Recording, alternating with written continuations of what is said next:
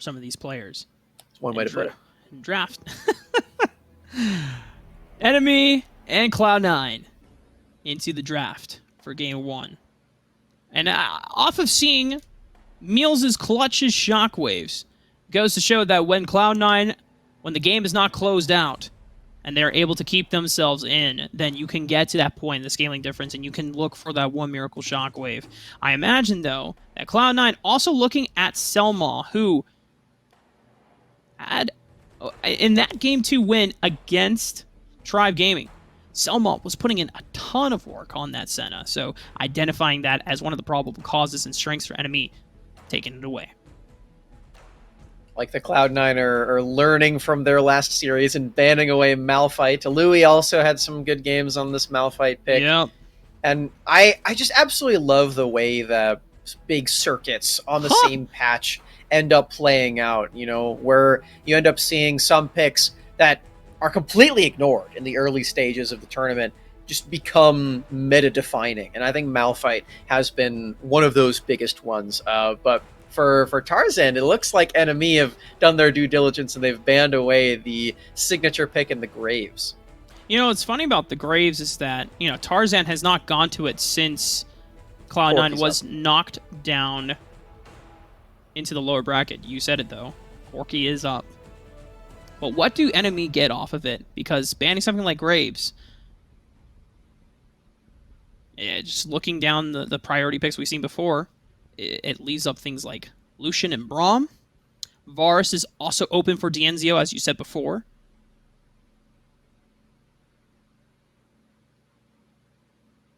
There it is. Cloud9, they get their the pick again. They just won on Corki. Now it wasn't in mid lane. It was with Jackie, but they're back on it yet again. Now, what are NME actually going to decide to trade? I like I said, I really liked the Lucian response that we've been seeing, and we did see from Immortals. But for Dienzio, does he favor that Lucian, or was he telling the truth in his YouTube title? Does he want to pick Varus? Let's find out. Hey, why not both? Why not both, Smacks? Truth is going to be taking his hands more than likely on this Lucian. Now, if we really want to get fancy, this Lucian could be extended into the Baron lane, but it does then leave you exposed in terms of not having a front line. You would need to put Tybe on someone that can soak up a lot of damage. Things like the Wukong is still available for him, and he has gone full tank on that build before. Selma could also opt into something like a Braum. Cloud9, though. Yeah. Wukong Braum! They can't anymore! Yeah! Cloud9 are like, hey, that sounds really good. They can't have that.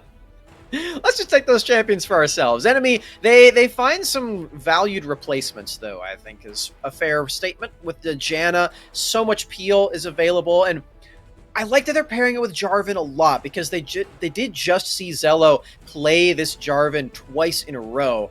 And with the Janna, like I said in that game, that third one, your peeling does get stifled by the Jarvan Cataclysm if you find yourself locked in. So when you pair it with the Jarvan, you don't have to worry about that as much. But what you do have to worry about is Meals Orianna again, which we just saw completely warp the late game in the last series that we got to see against Immortals.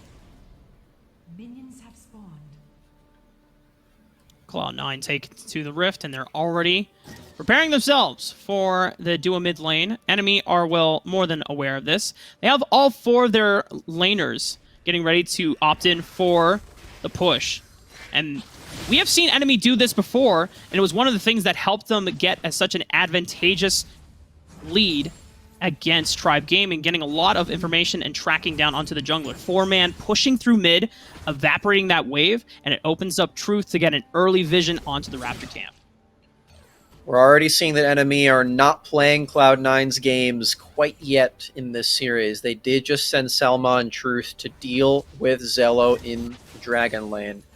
This means the Truth won't have easy access in this lane to the wave, or really much of anything, as Lucian, you're outranged by Corki, and you have to deal with the kiting of Braum, too. So Truth is going to be struggling a bit, but the same is going to be true for Zello. in the Dragon Lane. He's been the designated sack, I guess, as you could say. Is sometimes Meals comes down here, oftentimes no. I love what just happened in that Dragon Lane right there. If you can go back, Zello didn't actually choose to take the honey fruit. Dienzio was the one who popped that, just deciding when that will be available. And I love this specifically against Garen, because as Garen, you have so much health regeneration that you can save it for later, but not when Dienzio is the one attacking it. Zello's going to lose out on some crucial sustain in this lane. So this poke that comes out from Varus, one of the things that Dienzio talked about, what makes Varus so good in the early game. You have access to long-range wave clear, and you have access to poke and harass. They're already pressuring potentially for a dive. 4-man. Truth and Tybe are already here. Flag and drag comes out from Tybe. Early flashes from Zello, getting in as much damage as they can, but the exhaust is crucial from Charm. It's going to keep Zello alive. No first blood awarded to NME. Went all the way down to 35, but Zello's still resilient. Oh, God. Barrier in top. Aloy? Oh, Aloy! the triumph! Alui doesn't even die to minions. Rafa the first blood in the solo kill fashion for Alui, not even needing the dunk. That was so close. Both summoners spent from both Alui and Meals, but when Darius closes the distance on you, Smacks, it is so hard as Orianna to be able to win the 1v1 between the bleed stacks and the increased base damage that you just have as a fighter like that.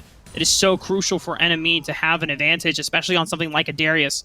We've seen Darius pop-offs before, mainly from Zenith God, but I know that Alui has it in his own abilities to show us something just as dangerous. I like that he's taking away the Krug camp, too, just making sure that Tybe has more time to play on the bottom side of the map. He knows that that Krug camp isn't going to be available for the Jarvan for a long time, so just allocating the resources is something that's often unnoticed, but can be the difference maker in terms of resource management and NME not missing a beat, finding more opportunities for golden experience to go to their members. I really love that adaptation. Alui is 200 gold away from being able to complete a Black Cleaver. He's not going to have it in time for this first objective fight, potentially. As the rest of Cloud9, they're trying to cut off Alui right now. They potentially could go for a dive. Tarzan has Cyclone available. Shockwave is also there. Alui is going to feel the bounce house and the bounce train. He gets a 3-man apprehend, but no follow-up on the Decimate is in time, as the CC is just way too much. Yeah, unfortunately for Alui, only had time to cast one ability with all the crowd control coming down, and he sort of picked wrong there. If he had picked his first ability, then he may have found the healing. Zello does not have time to cast any abilities, though. He is just dead. The flash was still down. Could not get it out. The barrier was not going to be enough. Truth being able to isolate and route him off is going to deny further resources. Despite a trade of Baron laners essentially across the map here, Smacks, the fact that NME allocated their Dragon Lane duo into Zello, you can see the stark gold difference as... Ooh. Oh, they're diving Alui again. He goes for the ooh! That might have been clutch, but the bleed isn't going to be enough to take out Meals. Meals on 5 HP! Oh my goodness. Wow, the bleed was almost enough to find that kill. I was pretty certain that it wasn't going to be, but Darius is the sneaky champion with the amount of damage that he's dealing. Enemy, they remain stalwart on the bot side of the map. They take the Dragon Lane turret as first turret, so the gold lead is still in their favor, but Cloud9 bouncing back quite nicely. And when we get situations like this, the best thing for us to keep track of is which members of the split map are the ones getting very fed.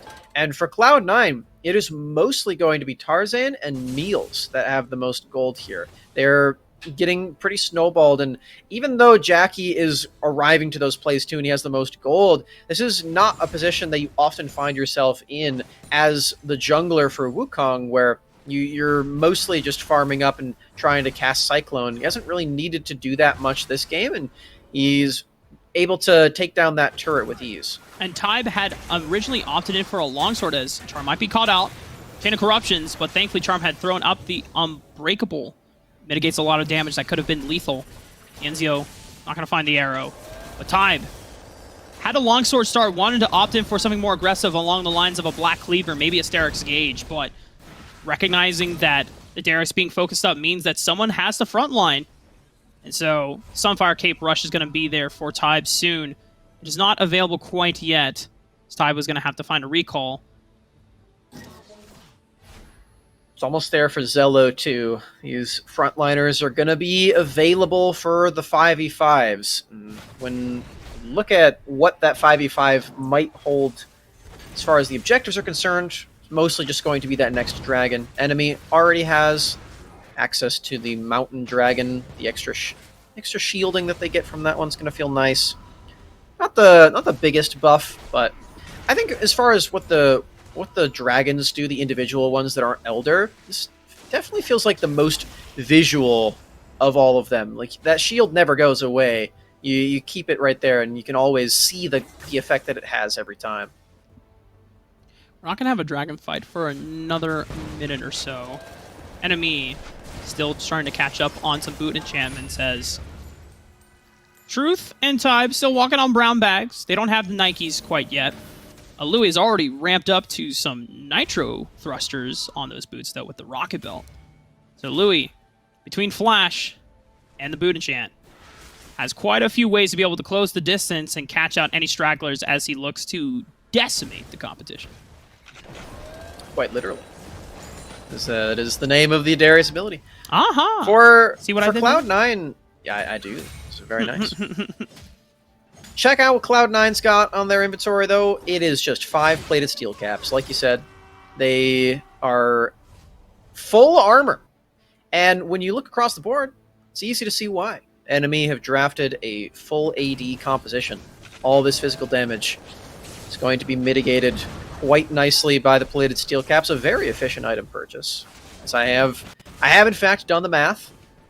Plated steel caps, great job. Just with the base stats alone, it's about 130% efficient, and then you also get the auto attack reduction. So just a really good option to go for, especially against all AD. Speaking of boots, for NME, almost everyone has opted into Mercury Treads. I think after watching that Cloud9 Game 3 and seeing how much damage Meals did to just annihilate Immortals, it's going to make sure that they opt into some magic resist early so that Meals is not able to replicate similar things. Dragonfight is going to erupt. Now the battle lines are completely split up. Chain of Corruptions is great. It locks all the members down to Cloud9. Meals cannot get a beautiful shockwave off this time around as Cloud9 have to scatter like the winds. Enemy catch them right where they wanted them. Doesn't matter how much armor you have when Darius is able to stack up the bleed. The hemorrhage does deal true damage, and so do the dunks. Very well played from NME. They come out ahead on all fronts of the fight, Rafa. You can see the Truth was fighting in the blue buff pit, a one-on-one, but does win out on that one. And for Cloud9, they just need to have a more organized, engaged front line than they did right there. They were scattered a bit. They went for multiple members all at the same time, even though they have this crowd control that can be layered with Cyclone and Shockwave. Wasn't used very well. And for Jackie, too, his package ran out too quickly. He had to use it well before the fight actually began. So Cloud9 missing out on a lot of the tools that they typically would have in a 5v5 exchange. NME find themselves with a 6,000 gold advantage at 9 minutes into the game.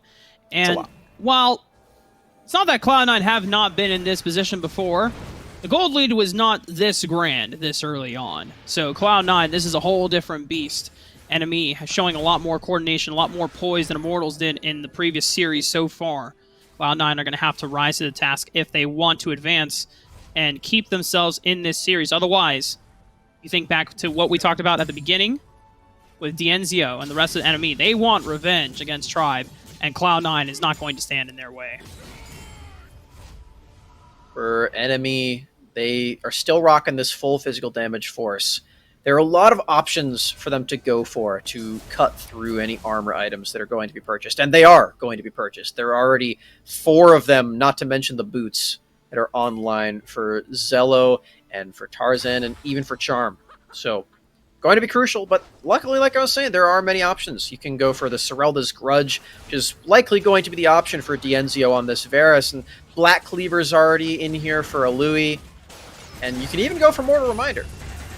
Unbreakable Shield is great from Charm, blocking out a bunch of damage from Truth with that culling spray. looking for poke on the Jackie as NME rotate over to the Baron. It has spawned, and they're going to try to start this up. There is a ward, though, from Cloud9. There is. They know this is going on. Swept out now, but it's already at half HP. So fast. 2,000 health. They can go in. Tarzan. Oh! Tarzan it. What? Cyclone comes out at this point. Cloud9. I don't think you want to continue the fight. Just get out. Take the Baron buff while you still have it. NME. They're pissed. They want to be able to make sure that they can eliminate the buff off of as many members as they can from Cloud9. Jackie might be in a bad spot. Is able to Valkyrie over the wall. One more on attack is going to do it, but the beautiful shield from Meals will keep him alive. So clutch from Tarzan right there, Rafa. He stealthed in with the clone and smited it right out of the hands of NME.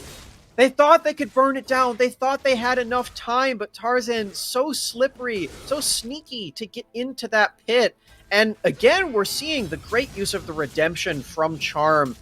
Such a heads-up player when it comes to that ability. So well practiced with it. The precision and the timing of it to find vision and find healing and damage on all of the aspects of this ability is so well done. You can see, there it is. He's got it right there. Every aspect of this, Charm knows how to use. He does it well. Genzio, under pressure, throws out the Chain of Corruptions. Has his allies coming in hot. Truth, Selma, and Tybe all going to force back the members of Cloud9. There's still the Baron buff on 3 members, respectively, for themselves here. They're still down about 8,000 gold. Let's not forget that. But clutching out the Baron buff from Cloud9 is going to stall the game out and ensure that NME cannot push into further structures. Drake is up, and Jackie's all spooled up. We'll have Package to access this fight a little bit better. Poke down from NME. Gonna help out. That's a heal pop from Jackie super early. Same with the Package, just trying to get into this pit. Half HP now. Whoa! Oh, massive Cyclone onto the back line. Jackie is only having to deal with Tybe. Alui's resetting. Giving his life over. Zello also giving his life over, but Alui with the Proto Bell might be able to find more bleed stacks onto Charm and Meals. They're bleeding out, but he can't look for another dunk. They're forced back. NME. Look out for Tybe! But Tybe comes over the wall. He was still alive. He was never done Wow. with. A beautiful re-engaged flank catches Cloud9 by surprise. Tybe, the re-engage to save the team fight. Cloud9 were still trying to find their footing, but they forgot about the Jarvan the Fourth, Rafa. Tybe. I almost imagine if that emote is saying, like, you guys should have been keeping your eyes aware. Considering how Tybe got out of vision, and then Cloud9 were ready to re-engage, and then emo signifies it all. Tybe comes right back behind him. Oh, man. That's a pretty damn good emote to use right there. Pretty good play, too, overall. This is a good time to remind everyone that Cloud9 have only found 2 kills in this game. With the Baron call, it feels like it should be a little closer, but you have to remember, that was a steal. Tarzan just snuck in and smited it. They didn't actually take a fight after that. So Cloud9, they still haven't been able to find many fights or any kills really at all. It's NME. 4 of their members are still deathless. Last time Cloud9 were in this position, they stalled out the game to about 17, 18 minutes before Meals came online with a full build in the Orianna. But that was when they were only down about 3,000, 4,000 gold. NME are up 12,000 smacks. So many backline members from NME are huge. You have 3.5 items for both DNZO and Truth, respectively. These marksmen are hitting like trucks. And for Cloud9, the frontline members, they're doing everything they can, but there's no GAs. They're only relying on brute stats and the stone plate timings to try and absorb as much damage. And they cannot try and go for this Baron. Nice shockwave. What? Oh my goodness. Oh, Tybe still secures the Baron for NME this time around. Alui is on the back line. He's locked up Jackie, forcing Jackie to flash over the wall, but they follow up on the play. They've isolated him, and that's a full wide ace for NME. And this is going to be their time to push in the base and look for game 1. They've only got one minion in range right now, but another wave is coming, and they've got all their members here outside of a sacrifice from Selma to save this game. NME even going to use the stasis, saving Truth's KDA one more time. It's a victory for NME. They take this series to match point, and they want to go to that finals. Yeah, and this is such a stark contrast from the series that Cloud9 just played against, where the leads that Immortals had, momentum-wise, they felt great, but the gold lead was never too far away from Cloud9's grasp. By that point, Smacks, it's 12,000. There's only so much you can do as Cloud9. At that point, you are hoping for huge unforced errors from NME. And when you have Dienzio rallying the members of NME saying, yo, my former teammates are waiting for us in the grand finals. We need to kick their butts, man. We need to show that we deserve the $10,000 prize pool. They're still the only team that has taken a team off a tribe, so they're looking at Cloud9 as just collateral damage, an unfortunate casualty. They're not showing any mercy. They're trying to speedrun this ASAP so they can get back into the grand finals.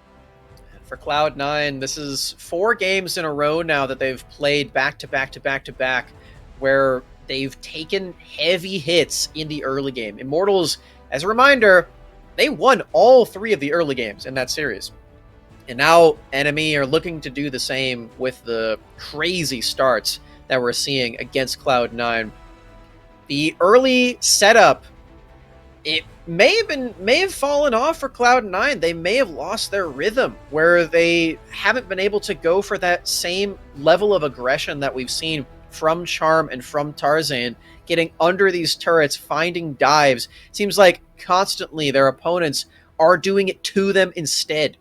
And for NME, they don't mess around at all. They don't give Cloud9 a single moment to try to get back into these team fights. NME, they know exactly where to stake their claim. They know exactly where they are favored on the map, and just the positioning and the spots where NME decide to go for the fights are what I'm so excited for NME, and about their gameplay. I think that their precision in that aspect has been the biggest point of contention and the biggest thing that Cloud9 now have to overcome. I think you have to just look at the early macro from NME displayed. They knew that the duo mid lane was coming from Cloud9, but they took that trade. They had faith in Truth being able to say, hey, you know what, you're gonna be isolated in this 1v2 situation, right? But they gave all the advantage over to Dienzio and Selma, constantly pushing in Zello, preventing, not only, as you called out, that Honeyfruit play where they cut off his sustain, and they cut off a lot of not necessarily XP, as he was still in experience range, but he lost out on a lot of gold under the turret.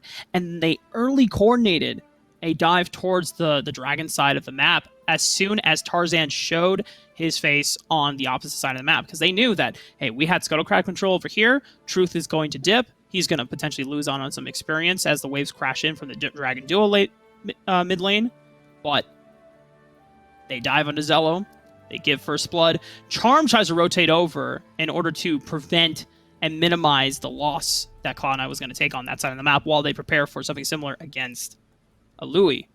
But NME came out on top in terms of almost every single macro advantage. And Cloud9 trying to learn from the Immortal series, they didn't try to engage in further fights from NME, but I think NME were just far more calculated, and they were far more exact on which advantages they needed to immediately press. And it showed a lot in the stark gold lead that we saw versus the one that Immortals had when they were beating Cloud9 in the first 10 minutes. I think we're doing a Louis a disservice by not mentioning the solo kill that he got in the lane, too. Oh, yeah, that of course. Disgusting. And one little tidbit that happened in that fight, I don't know if you caught it, but he was level 5. He forgot to level ult. He didn't actually get ultimate until level 6, but he didn't need it. He still got the kill in the solo kill against Meals. Kind of disrespectful, but obviously he didn't mean to do it. Obviously it was just a slight unintentionally error, a slight disrespectful.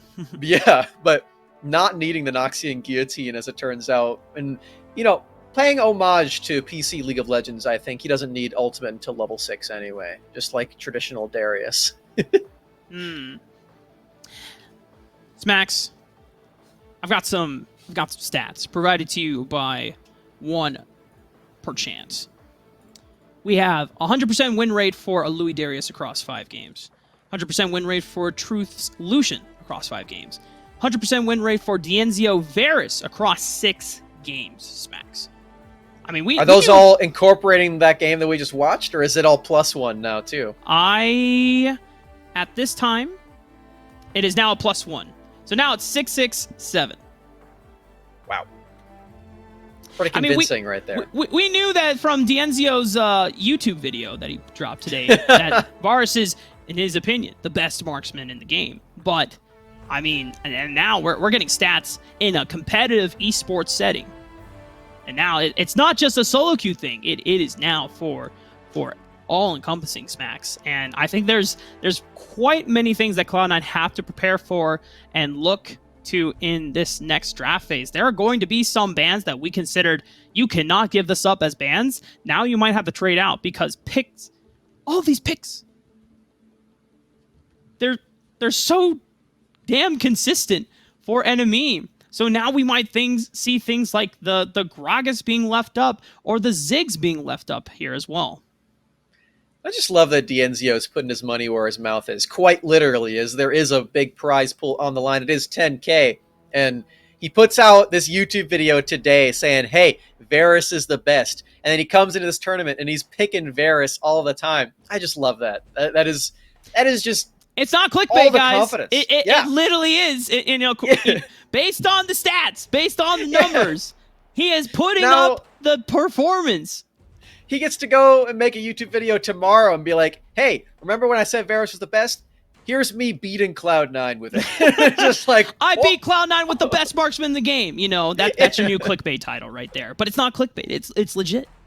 It's real. See, it's a real consideration that Cloud9 have to make, you know? And now they're all back on blue side. They might have to ban it. Just imagine this, Max. Enemy goes up against Tribe. And I know we're you know, for Cloud9 fans, they're already like, wait, you guys are just saying that Cloud9 lose this series? And okay, just be hypothetical. Let's say Enemy continues at this rate. They beat the series. They go into the Tribe gaming. And then, you know, Enemy, if against all odds, they win the title.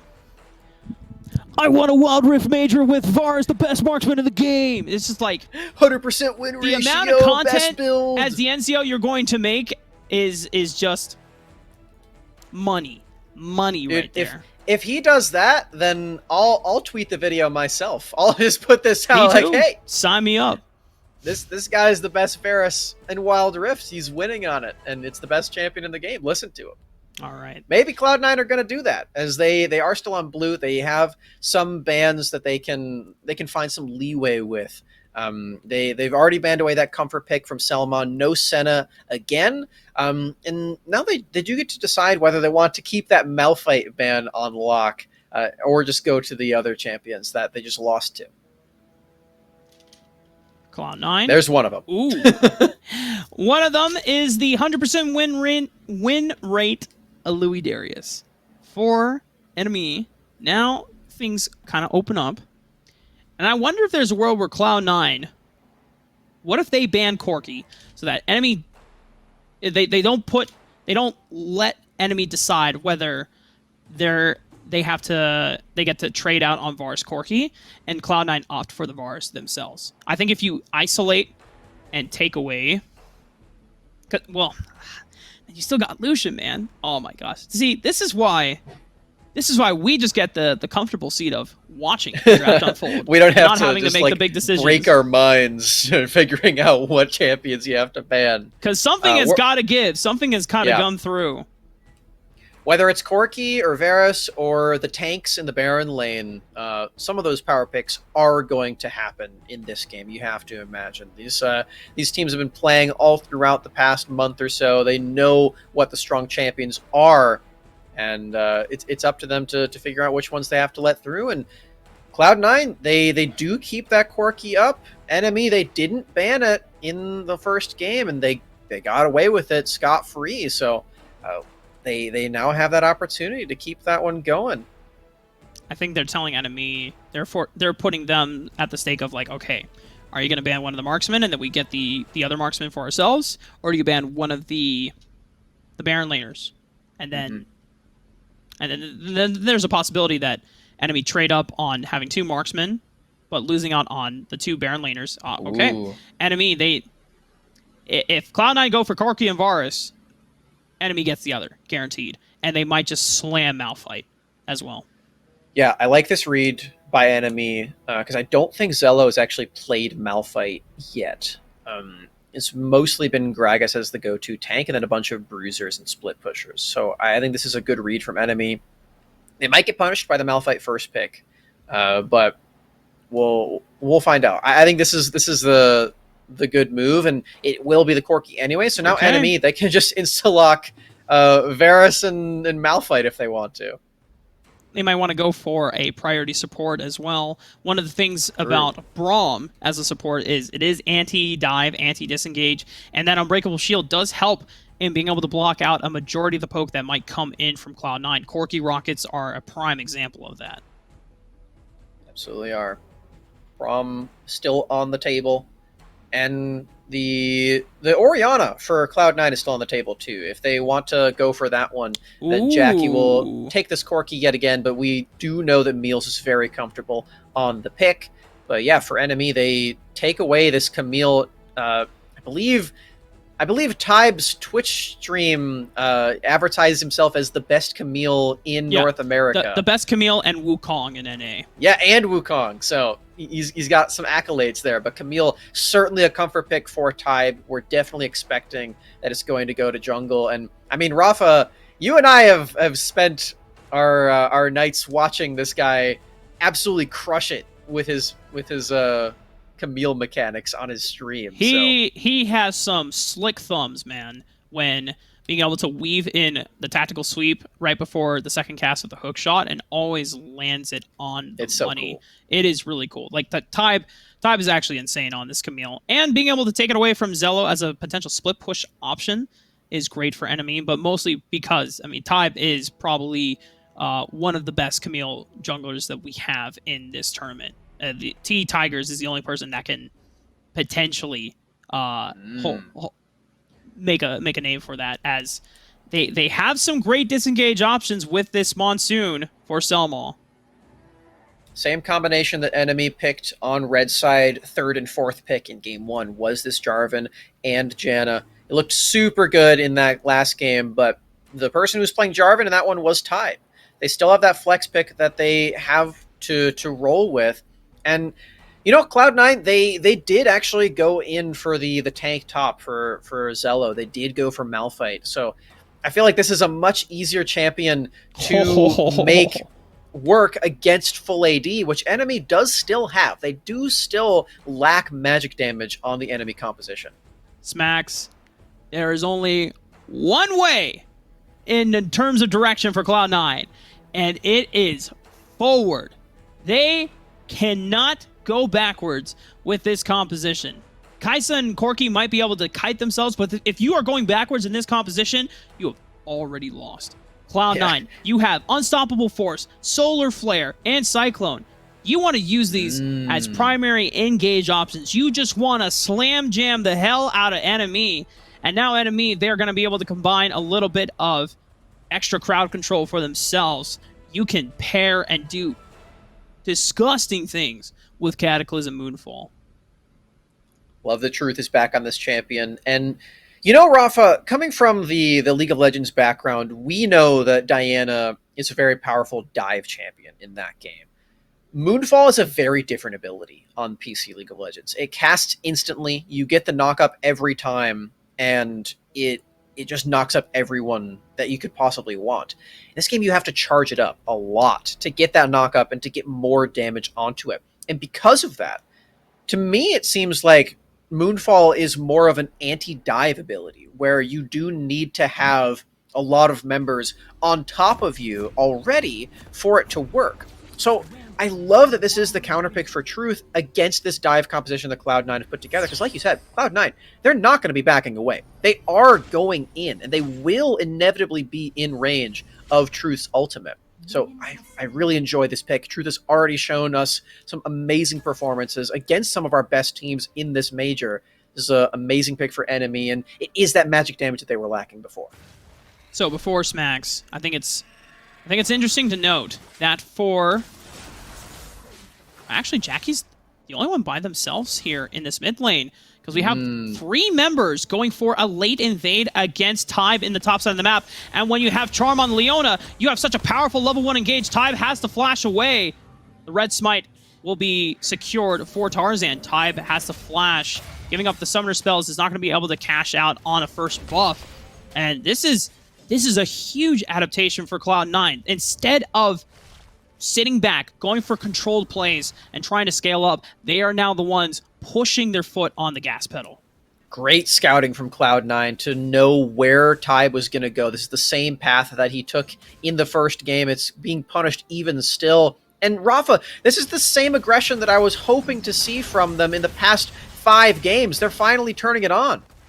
Jackie's able to isolate and push away Truth as the rest of the members of Tybe and Selma are trying to go back in, but Tybe, you just burned Flash? The flag and drag? That's a little bold, and Cloud9 are ready to punish.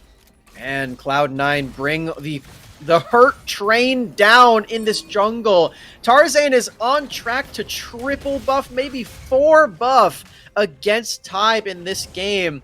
It's a huge experience lead, taking away all of these camps. Tybe still level 2, does have access to flag and drag, but what can he even get on this map now? He doesn't have any buffs. He doesn't really have any camps available to him. Just going to hope that this crab doesn't get taken away from him, but Jackie's on the way.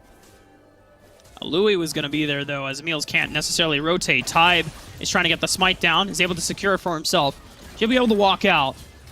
But man, Smacks, if we go back to the beginning of this game, remember how NME, both in their series against Tribe and in Game 1 against Cloud9, they had 4 members all sitting around the river bush, getting ready to make that first push. Cloud9 reading that move as they were going to do it again beautifully as they sit in the top side Tribe bush and going for the late invade. Tybe trying to answer back onto Meals, pushing in this wave against the Louis, gets the flash out. But man, this is what I love about the Major, man. We're seeing both of the teams thinking critically about the level 1s and the positioning of where enemy are set up. It's almost like a giant chessboard. Look at where Charm is yet again, taking away these Krugs and trying to find a Louis under the turret, flashing forward. And the Cyclone finishes off a Louis. Selma might be able to answer one back as Tarzan did dive past a turret. They're onto 2 turrets. Charm is now on the run. Might have overextended for this one. And Truth is on the way as well. Yeah. Meal's taking the sad recall. It's like, I'm sorry, little one. good old Thanos from Avengers. What man. did it cost? Everything. And in truth, it kind of did. Honestly, NME finding 2 return kills off of that early game. Now Tybe has access to Cataclysm. It's kind of as if nothing happened in that early game. The way to get back into a game like this is to do exactly this. Tybe finds these exchanges, find these kills. You get so much experience just for being part of these fights. Louis now having to use the barrier, though. Oh, this is so close. Wow. Niels on a sliver of HP does find a solo kill against a Louis. Oh god! Oh god! Dienzio! See ya! That's not the YouTuber. That can't be him. He just died. 4 members of Cloud9 dove me. WTF? And Dienzio used both summoner spells in that exchange too. Still couldn't Didn't use survive. ultimate, but yeah, that's a pretty miserable trade. Used both of your resources and can't find a way out at all. Now Wait, Tybe is here. Cataclysm. He flashes away though. Package, it splits off the rest of the members of NME. Monsoon is great, keeps the members of Cloud9 at bay, but it's not going to be enough. They trade one onto Zelos. Zelma comes down for his life. Tarzan now isolated in 4 members. Pops Cyclone, gives a little bit of reprieve for Cloud9 to retreat. The Dragon is theirs, but NME do find up in their trade. This game is a lot closer for Cloud9. We do need to give them credit for this. This is the best early game that they've had so far in the top 4. But NME are still finding ways to trade back. They're still finding these kills, and they're looking to take down this Rift Herald. Meals is going to be here. He deals so much damage on Corki. Can he even kill Tybe? He stole it! Tybe didn't have Smite! Meals is able to just come in and yoink that away from NME! And Cloud9 are now pushing NME to their limits. But DNZO is not able to escape the monolith as Zello sends a shard into his face. How is this happening, Smacks? I don't know. The Corki taking Rift Herald with, I believe it was just the third ability, the little like spray. Gatling gun into phosphorus bomb, man. Jesus. Yeah. I mean, unfortunately for NME, Tybe didn't have Smite up for that, but they're so low that they couldn't walk up and zone off Meals, and the communication seemed a little disastrous there, as you had pinching members from both Meals and Jackie from either sides, as NME couldn't coordinate the focus.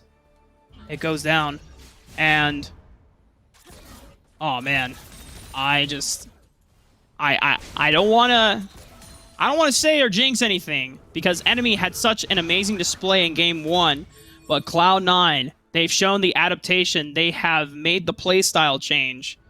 When it was against Immortals, they had to control things and be more reserved, but against NME, they are the ones that have to accelerate the pace. That they are.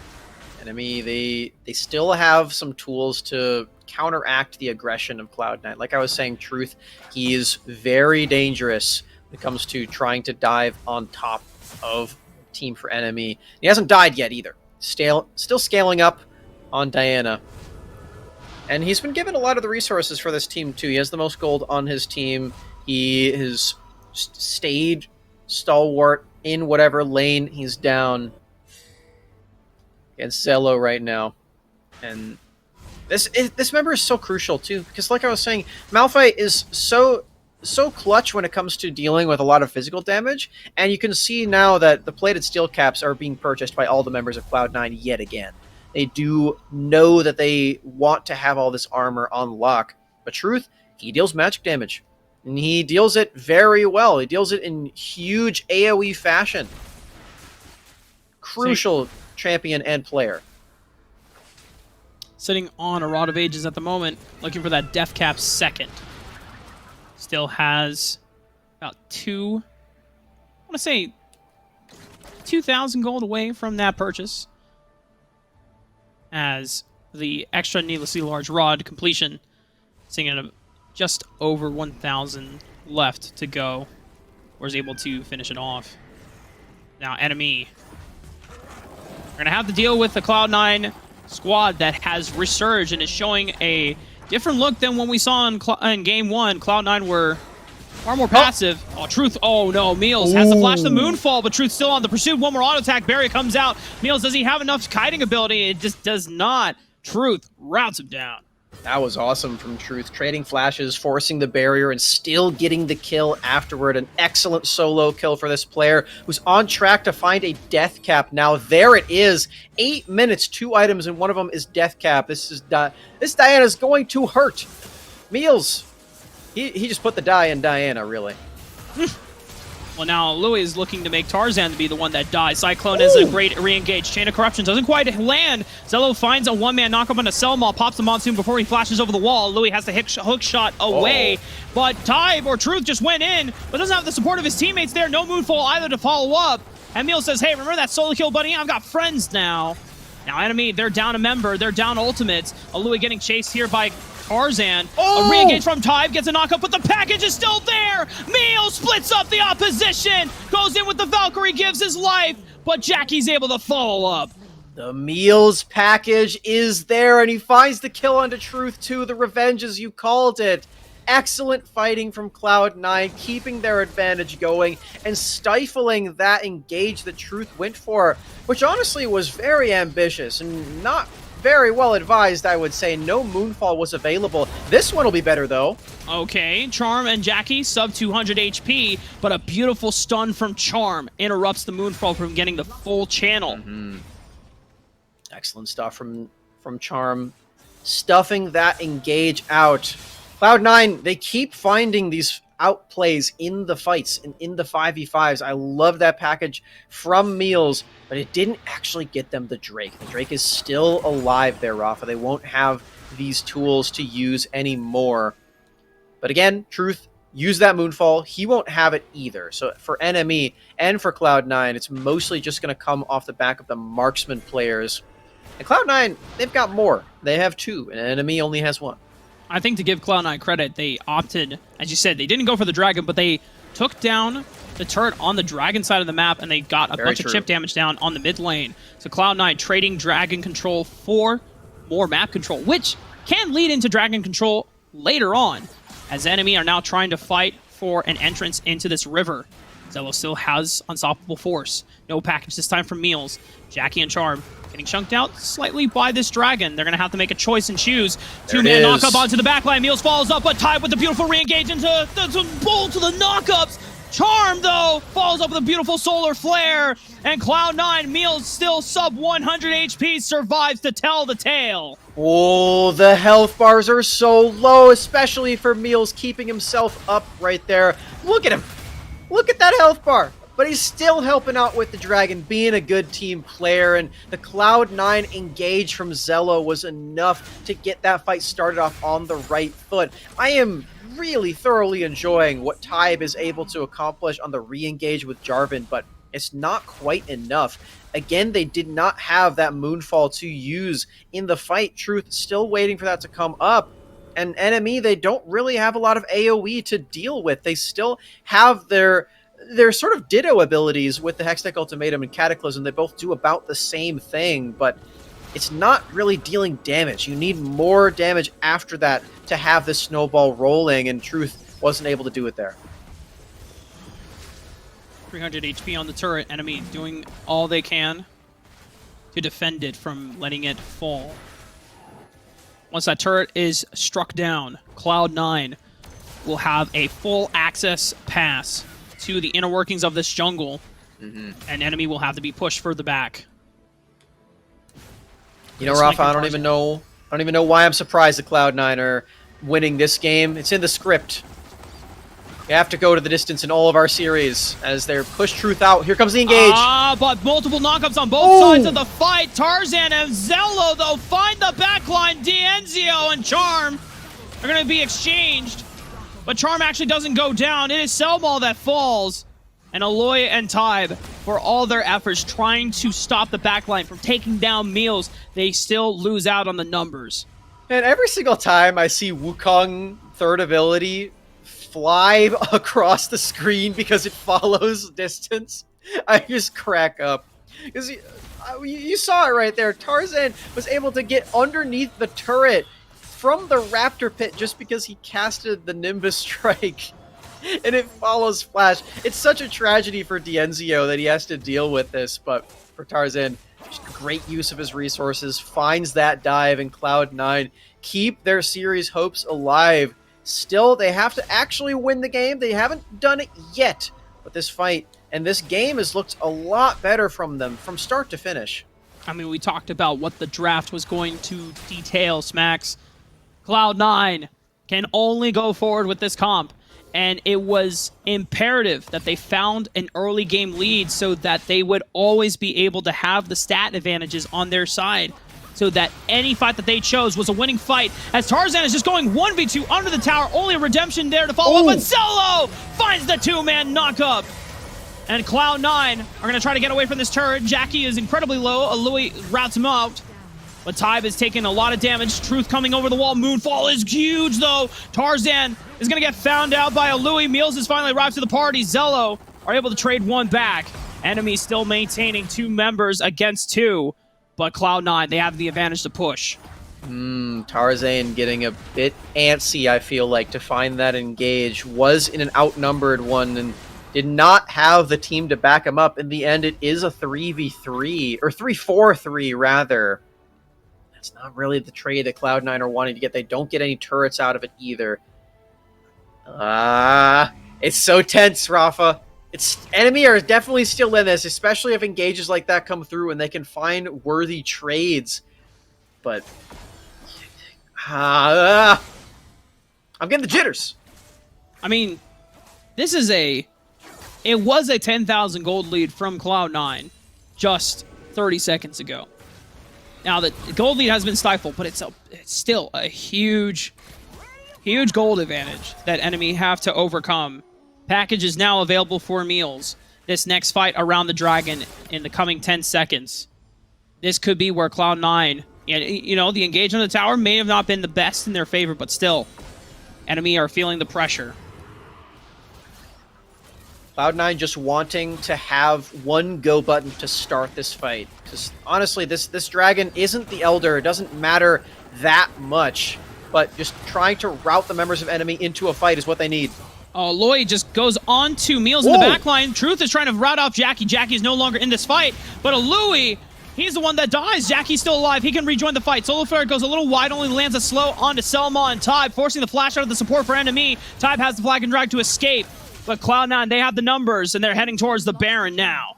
And the engaged potential from Enemy was used only onto Jackie, who was able to get under that turret and flash away. Here comes Package. He closes the distance onto Zio. Wow! Wow, look at the damage! Heal and the shield from Selma are what keep him alive. But D'Enzio almost facing certain death as Cloud9 are just steering. They're steering the attention to Tybe. Tarzan and Jackie are doing their due diligence of just forcing down this Baron. And the rest of the members of Cloud9 in a 3-on-3 are able to do enough to take down Tybe. Even through the GA, the Monsoon does not come in soon enough.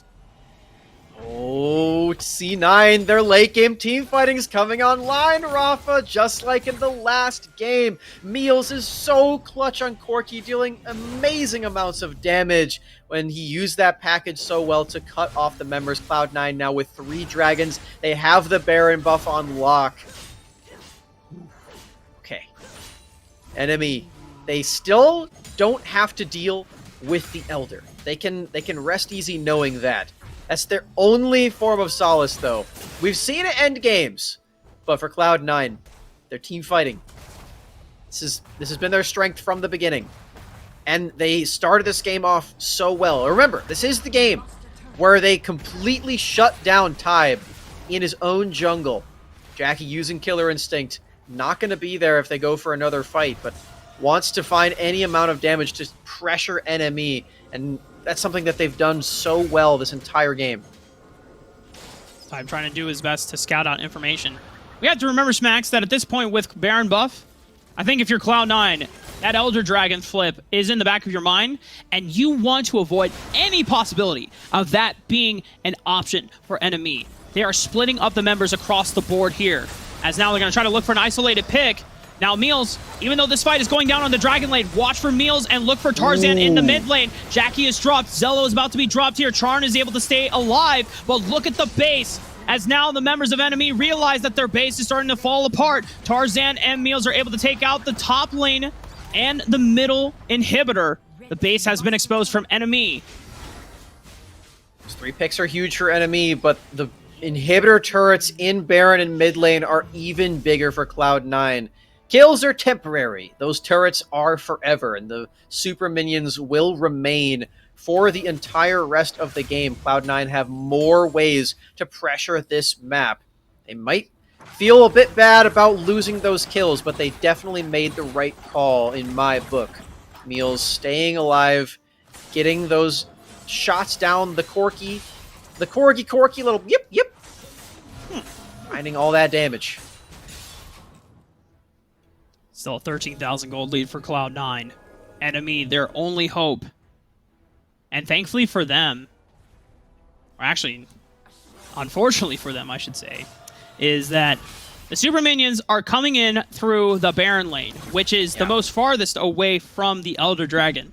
So at some point when this Elder Dragon dance occurs, Cloud9 know that as long as they're able to just pressure Enemy off and stall for enough time for the waves to start crashing into the base, then Enemy's hand is forced, which is why you already see Aloy is trying to shove as many waves as he can before he has to get over to the other side of the map, trying to buy as much time for Enemy to stall and dance around this Elder Dragon before someone eventually has to go back. Nobody has swapped the teleport quite yet, Rafa. They have to actually be here if they want this fight, but Tarzan is going first. 3-man knockup. Zello on the follow-up only finds Selma, but the entire enemy have to retreat back. Package with the follow-up. Moonfall comes out. So a bunch of burst damage on the retreating end. DNZO is safely over the wall. Can't be accessed by the rest of Cloud9. Tybe go for the re-engage. Jackie is finally here for the reinforcements. Meals goes over the wall. Wow! Finds DNZO. A Louis has already retreated for the hills, but Cloud9, their eyes are on the side of the Nexus, and we're going to a game 3.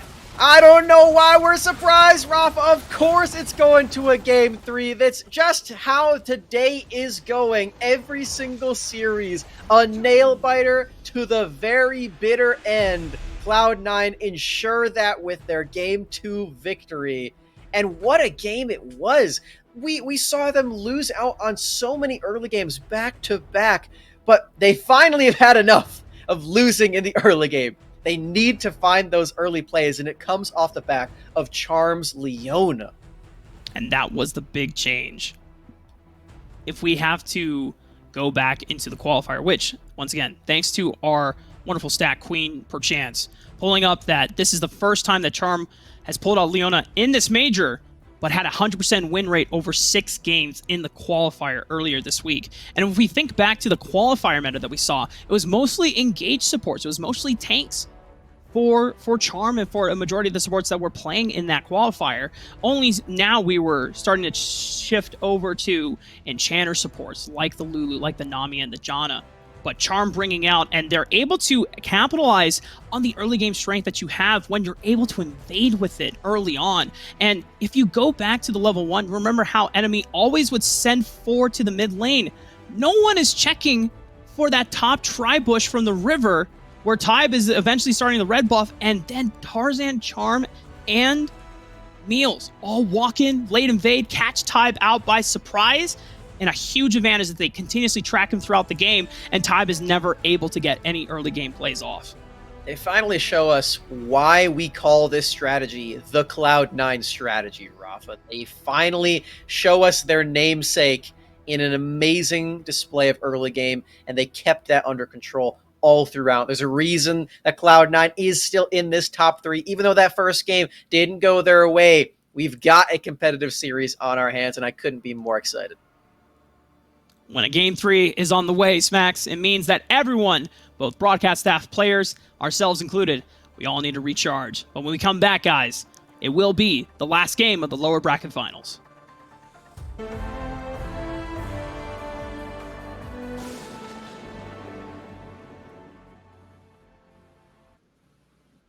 Welcome back, ladies and gentlemen. Smacks, I don't know if you noticed, the jacket's off, man. The sleeves are coming down because it is getting too damn hot. This is only the lower bracket finals. I mean, we already knew that with the lower bracket semifinals between Immortals and Cloud9, it brought us to a game 3.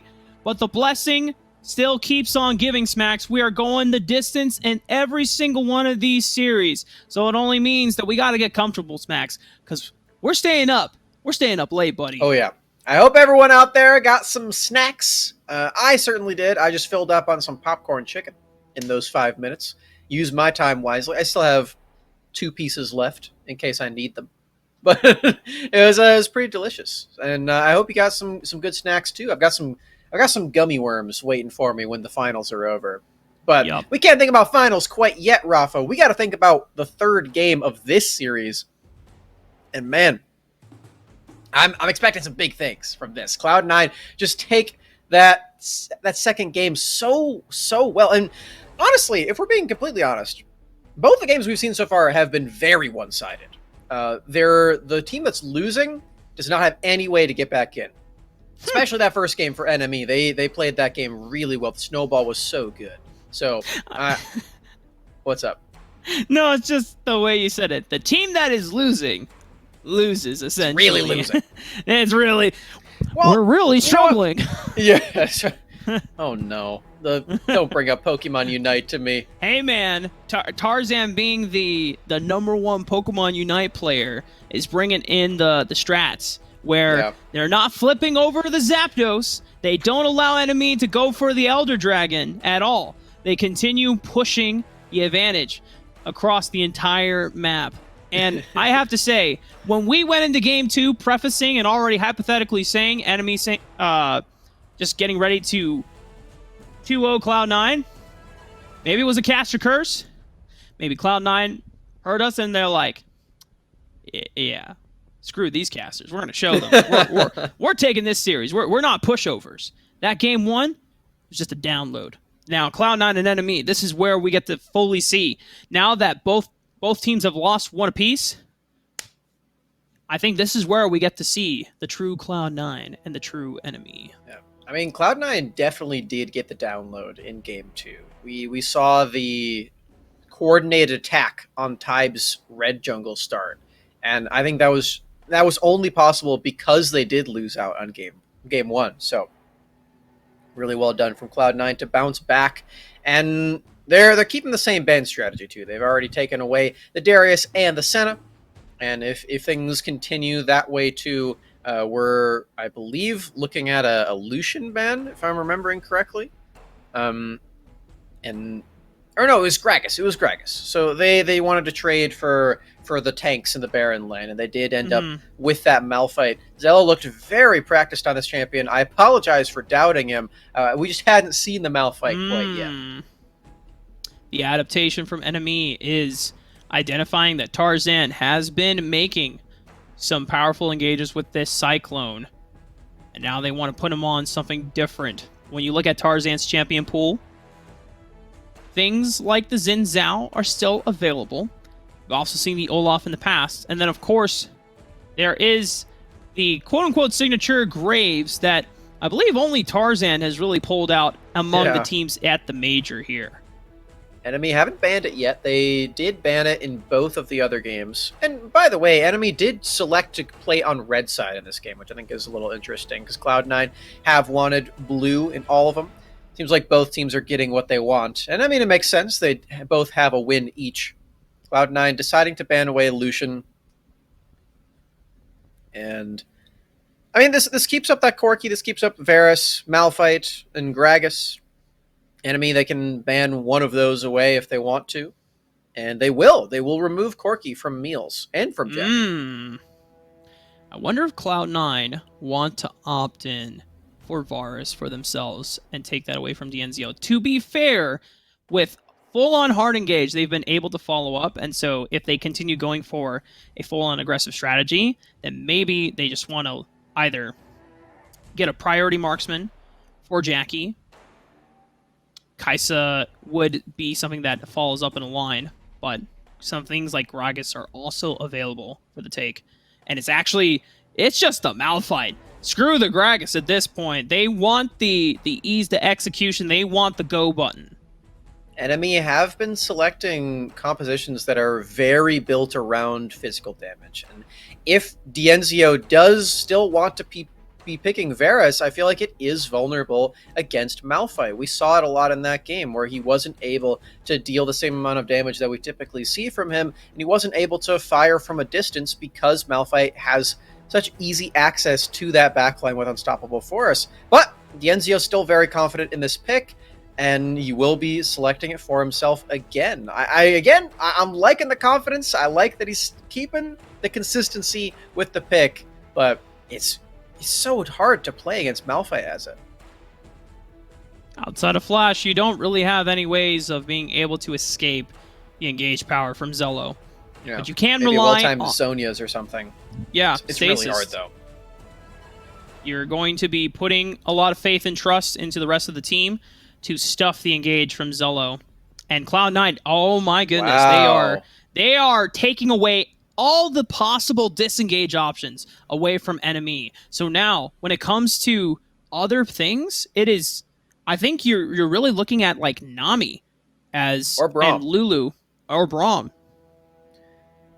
Oh, they go with the Nami. Oh, this is very interesting. Whoa. So Tybe. Red alerts, Max. Tybe has taken the Graves away from Tarzan. And so this means that we are getting a Gragas mid lane for Meals. I hate to say this, Rafa, but it does look a little bit more like orange to me. All right, listen, buddy. I'm getting it to as red as Katarina too! There we go. Okay, now that's red. Whoa! Okay, yeah, this is the reddest that I can go, I think. Oh, I'm You had it before. I think this is okay. This is back. Wait, go. There back. you go. Okay, red alert. Bam. Bam. See it? It's a Louis Graves. It's going to the Baron lane, Rafa. The lane Graves, but into Malphite is... Minions have spawned. I don't know. Okay, is it into Malphite, though? It could be into Gragas, because Meals is the one picking this champion. Tarzan just locked in Xin Zhao. Wow, okay. This is still a lot of physical damage for NME, and they're keeping the same strategy, actually. Cloud9 didn't try to punish, and I think that's mostly because they have Janna instead of Leona this time. But Tybe is still remaining on this Jarvan, remaining with his red buff start, and is gonna have an easier time for this one, as they did drop a ward in preparation for it. And look at how NME have allocated their lanes. They sent the Dragon Duo into Zella onto the bottom side of the map, so he's gonna have a tough time being able to walk up and contest CS. Meals opting in for the Electrocute is a more bursty Gragas. This is not going to be a tankier one. This will be one that does a lot of damage, but Aloy is trading impressively well, having that level advantage.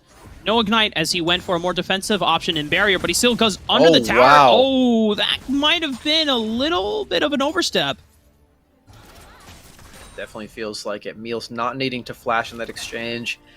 Louis, though, is showing us how practiced he is on this Graves, though, just with the early trading. I'm enjoying what I'm seeing so far out of it.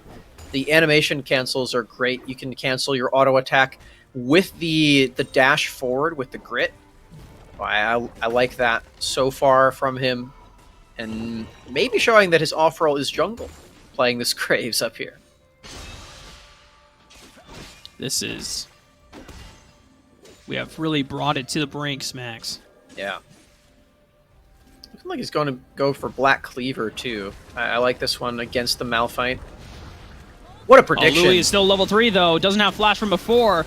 The nicely coordinated punish from Cloud9 and its first blood.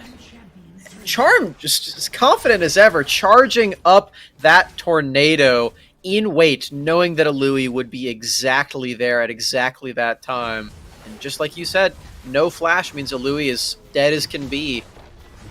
It's going to be another split map, though. It's truth. And the rest of this bot side for NME already taken 2 turret plates. Oh my god, there's... Both Baron laners are getting bullied. I mean, I think bullying a Graves from gold, then bullying a Malphite is definitely worth for Cloud9. They are not going to be able to win out on the turret pushed. NME gets that one in there for themselves, and it funnels a lot of gold into Dienzio. But Aloy being stunted on gold means that as a Graves, you don't really have any utility outside of Smokescreen. That's true. He's taking a recall right now. Oh, it's because they're swapping. I see. So Dienzio and Selma arriving up to this lane in response. They'll be the ones that are going to try to keep that turret aggression going. This is very creative from NME as a response to what's going on, because as you said, trying to funnel gold into the Graves is what NME still want to do, and in that situation, it was just not going to happen. So this response makes a lot of sense, and I love the proactivity and creativity. So far, it's been an even game state outside of the first blood, but gold-wise, NME has the advantage as they are able to find that first brick gold, and they've now slotted Aloy into Zella's Malphite. He has a very nice component advantage, but Tarzan is here to help in the punish as Aloy finds himself a little overextended. Charm is here to make sure there's also a shield on the Zella, ensuring that Aloy does not find a trade kill back, burns the flash, doesn't find anything back. Still struggling in this lane now, dying twice, but NME, they respond. They still have all these members on the bottom side of the map, and they do take down this dragon. Cloud9 not in position to go for that traditional trade of the Rift Herald either, so NME might be able to get both. Whoa! Wow! Meals with a beautiful cast, just routes off Selma, sends him flinging right into the enemy, and nice. Ruth tries to go for the Death Lotus, but a monsoon interrupts the full channel, and now with the curtain call on the retreating end of NME, forces them back.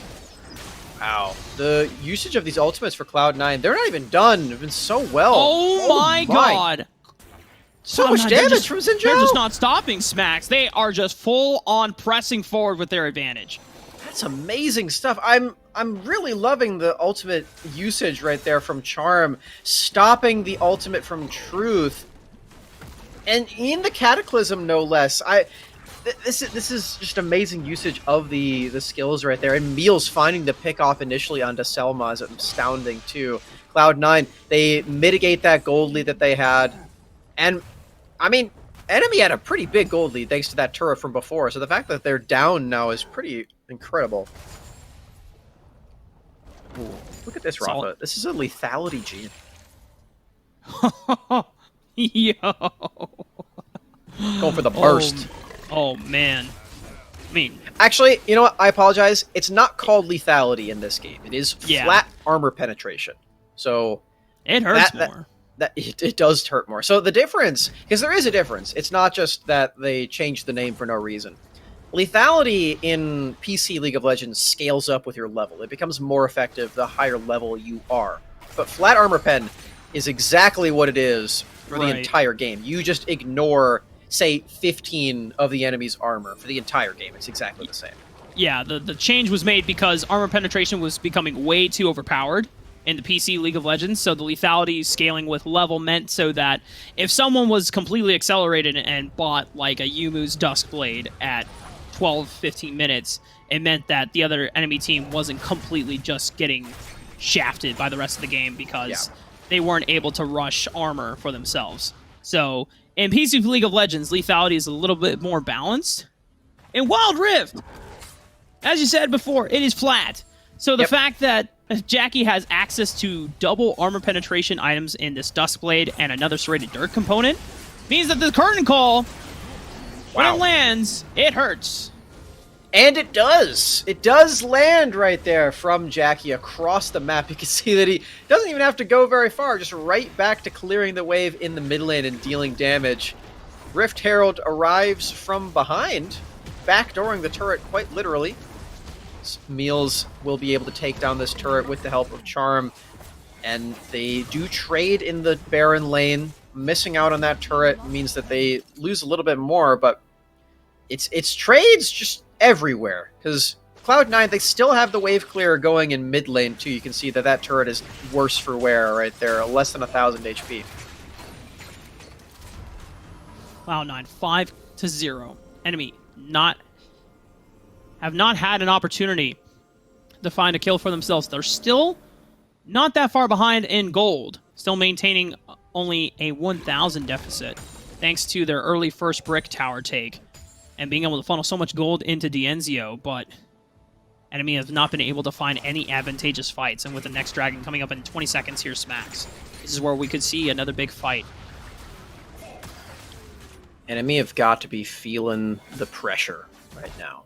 They won game one so handedly, so one-sidedly, and they came into game two with so much confidence that was almost immediately shattered by the early jungle invade. And now, this game, they had a great opener with the turrets, but have yet to even find a single kill at this point. It's 5-0. They do still have that Drake to their name, but when it comes to these fights, it's tricky. There's one. Meals doesn't get a chance to really do anything in that fight, but it's a massive 3-man knocker from Zello. But is there follow-up from Jackie? A little too far away, only finds a Deadly Flourish as a follow-up. And NME, despite taking a bunch of damage on the back end of the engage from Cloud9, still live to tell the tale with all 5 members. NME, they find that pick onto Meals, and they stay around too, potentially locking down this Drake. It looks like Cloud9 are giving this up entirely. Straight to mid lane. They want to take this turret in trade. Let's see if they have time. It's very low thanks to that push from before. Nice job from Cloud9 finding something in response, but NME, they are still returning some blows. NME are able to trade up in the objective war, being able to have 2 dragons to the name.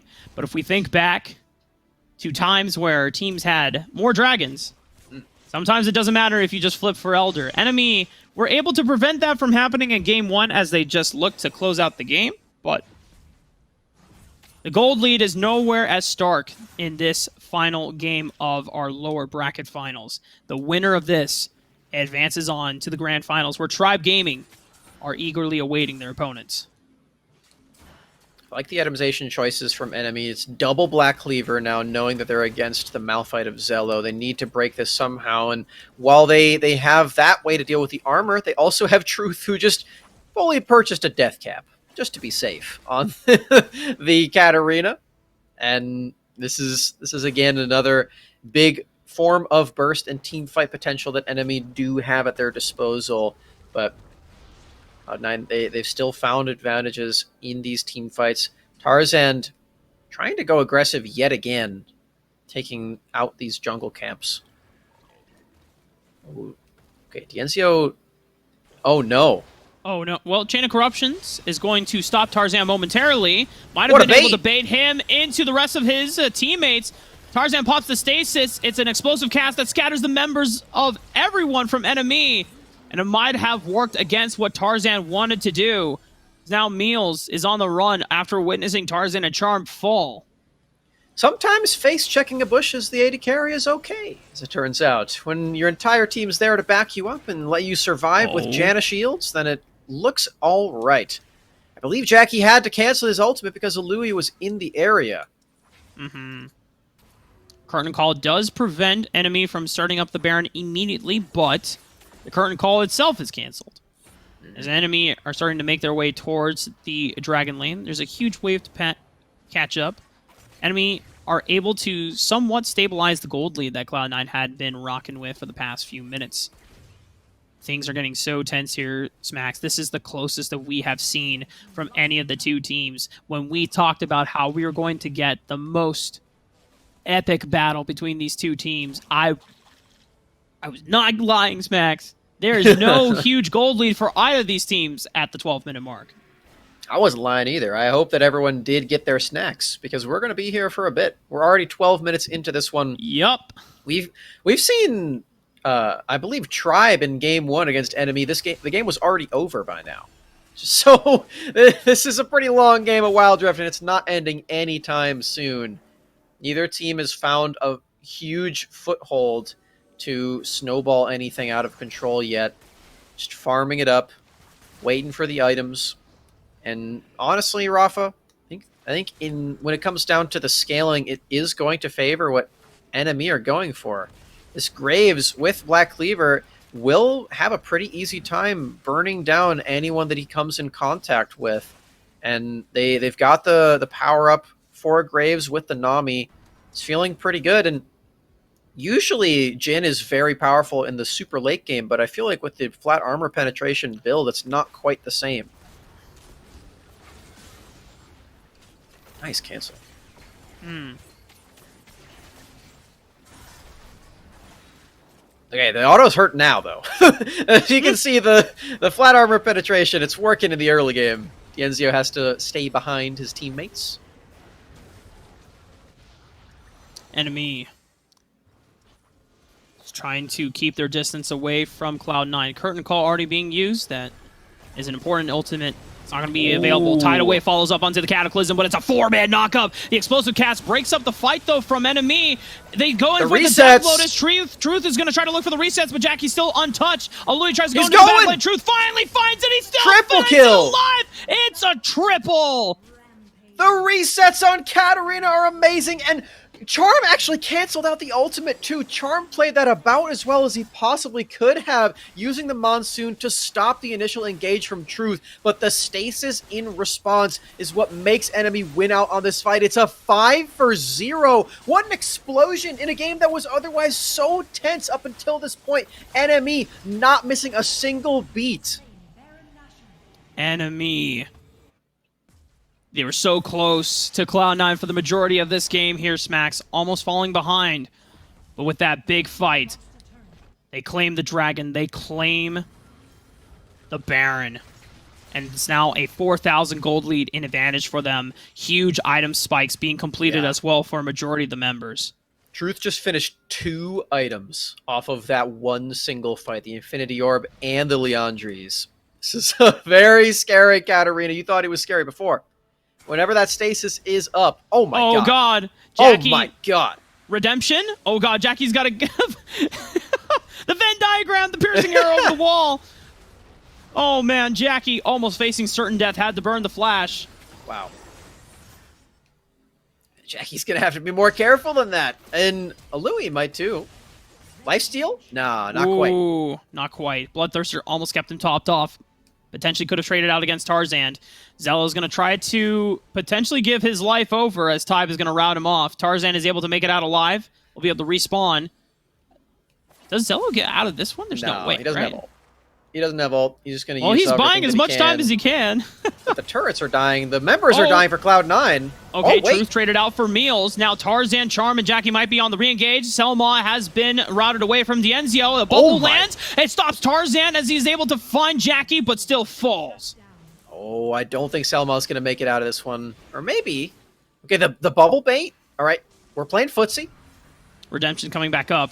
It's going to give Tarzan a little bit of healing back, but Tybe is here now to be able to fight. Absolutely. The Baron is still on the members of NME. They have this wave crashing, but it doesn't look like they're going to go for it. They're just going to play it safe, take the bot lane turret.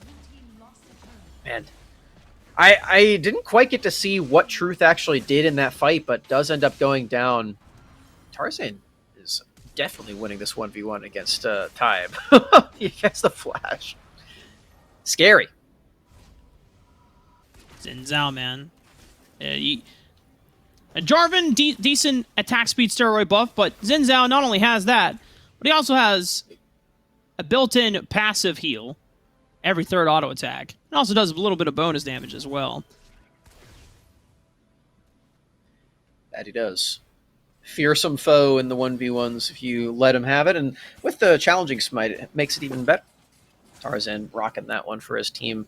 We'll need to have a challenging smite when it comes to the Elder Dragon. You see what I did there? Because it's a challenge for him to smite the buff, yeah? Well, we've seen Tarzan do it before. That's on the true. Wukong in Game 1. It did not win Cloud9 in the game, but it did stall them out for some time. Could always be in the back of Tybe's mind here, as Tarzan has the confidence to look for a smite steal if it comes down to that. 20 seconds on Baron, 22 seconds on the Elder Dragon.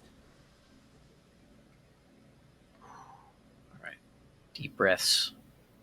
Make sure that you're aligned with this fight, because even though NME have this huge lead, even though they have these 3 dragons, I can't count, they have to worry about the engaged potential that Cloud9 has brought to the table. Meals on this Gragas has already been able to find amazing picks. Zello's still playing Malphite.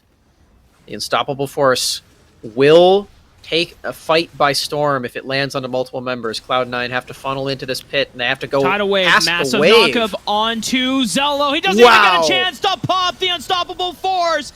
Does this mean enough for NME? They wipe through. Dienzio is able to take out Charm as well, and Truth just eviscerates Meals and Tarzan. It's only Jackie here, but Smacks, I think it has been done. Jackie is going to have to perform a miracle, but NME 5 members strong, a GA on their side. Curtain Call is going to come out, try to clear the wave, but it's not going to be enough. NME, their eyes are on the prize, and a rematch is in the making as NME will take out Cloud9 and advance to face Tribe Gaming in the finals. Who does this, Rafa? Who picks Katarina on the last leg, on the last game possible, on match point where Cloud9 just took a crazy game? Who picks Katarina? I tell you who. It's Truth. This guy, so many multi-kills in these fights, playing it amazingly. This is not an easy champion to find these fights on, especially because of all this crowd control you have to deal with. Gragas body slam, all the knockups and knockbacks from Janna, the Malphite in your face. Truth does not care. And he makes these team fights happen with the rest of NME with such creative picks.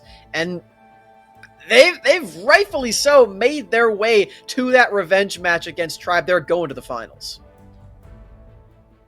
Truth definitely deserves the credit for pulling off Katarina in a Wild Rift eSports major lower bracket finals in Game 3. But if we have to give true credit, that was all on Selma, bro. That if you are Nami in that instance, you are sitting in a bush. You could be by yourself. If that bush was warded, or if there's an inkling of a feeling from Cloud9 that there is a lone Nami that is squishy and could be annihilated,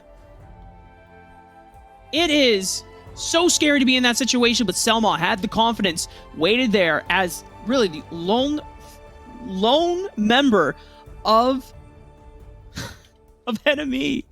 And then as soon as Zello got in close, tidal wave, point blank, into bubble, into chain of corruptions, into knock up for flag and drag. That CC layover was so damn powerful, so strong. I mean, it prevented Zello from being able to answer back. And enemy Zello didn't even get to ult. Yeah. Unstoppable force. I mean, they stopped it. NME. Incredible gameplay, impressive stuff. And yeah, you're right. It's support gap, okay? Selma, with the support gappening of a lifetime, he qualifies for that finals against Tribe Gaming with his team, and we're going to get to see that best of 5 match unfold in front of our very eyes very soon. Whew. Don't turn away, ladies and gentlemen. Our last series of the day is about to arrive. When we come back, it is Tribe Gaming and NME for a rematch and a chance at the 10K.